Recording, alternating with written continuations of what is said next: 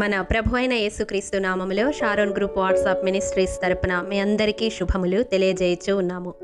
ప్రియ దైవజనమా, Sharon మన్నాలో భాగముగా ఈ దినం మరొక వాక్య భాగమును ధ్యానించుకుందాము. గలతీయులకు రాసిన పత్రిక 5వ అధ్యాయము 26వ వచనము. ఒకరినొకరము వివాదమునకు రేపకయు, ఒకరి యందొకరము అసూయ పడకయు, వృధాగా అతిశయ పడకయు ఉందము. చిన్న ప్రార్థన చేసుకుందాం.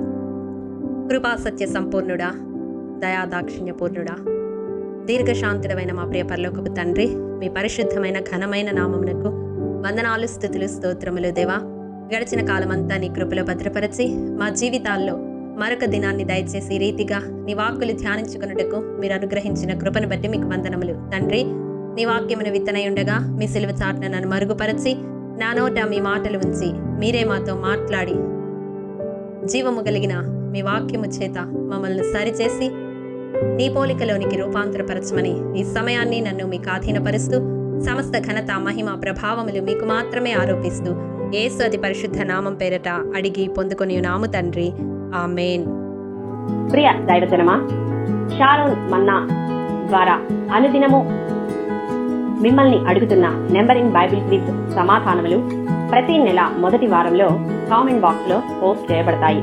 గమనించి ప్రతి ఒక్కరూ నెంబరింగ్ బైబిల్ క్విజ్ లో పాల్గొని ప్రతి నెల మొదటి వారంలో మీకు తెలియని విషయములను తెలుసుకొనగలరని ప్రభు పేరట మనవి చేస్తూ ఉన్నాము.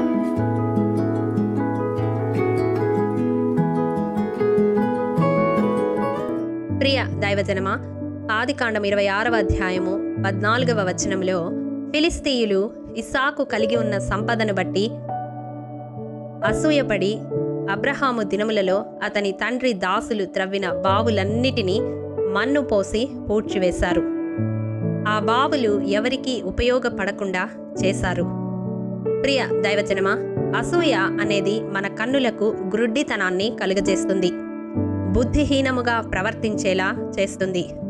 ఇతరుల సంపదను బట్టి, వారి ఉన్నతిని బట్టి, వారి ఎదుగుదలను బట్టి, వారు కలిగి ఉన్న టాలెంట్స్ను బట్టి అసూయపడేవారు మన చుట్టూ ఎందరో ఉన్నారు. వారు ఎటువంటి వారని వాక్యము సెలవిస్తుందో తెలుసా? కొరింథీయులకు రాసిన మొదటి పత్రిక 3వ అధ్యాయము 3వ వచనము.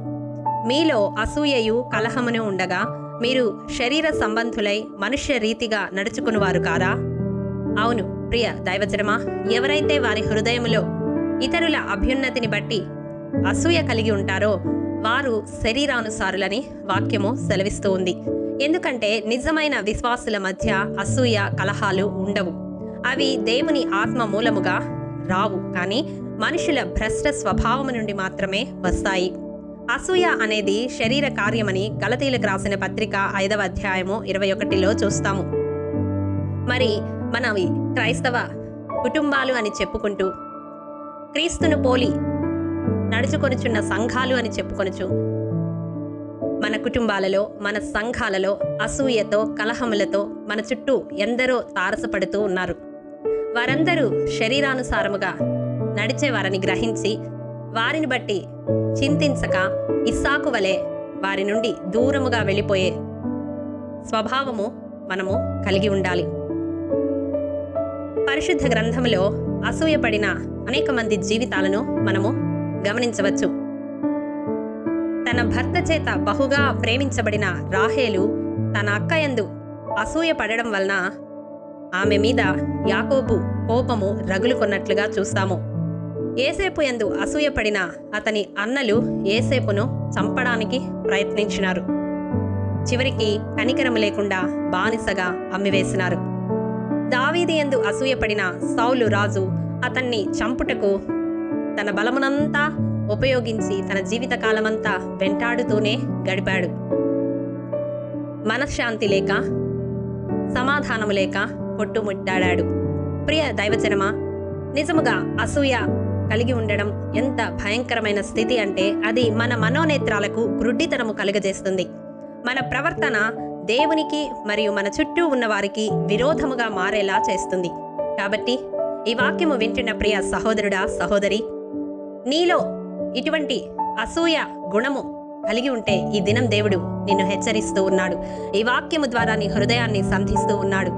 నీ చుట్టూ ఉన్న వారి ఎదుగుదలను బట్టి నీవు అసూయ పడుతూ ఉంటే అట్టి స్వభావాన్ని ఈ క్షణమే విడిచిపెట్టమని ప్రభు పేరిట మనవి చేస్తూ ఉన్నాను. అది నీకు ఆశీర్వాదము కాదు. అలాగే ఎవరైతే ఈ వాక్యము వింటున్నారో వారు ఇతరుల వలన, వారు మిమ్మల్ని చూచి అసూయ పడుట వలన ఇబ్బందులకు గురి అవుతూ ఉంటే ఈ సాకువలే వారి నుండి దూరముగా ఉండడానికి అభ్యాసము చేసుకొనాలని ప్రభు పేరిట మనవి చేస్తూ ఉన్నాను. అటి కృప దేవాది దేవుడు మనందరికీ దయచేయునుగాక. ఆమేన్.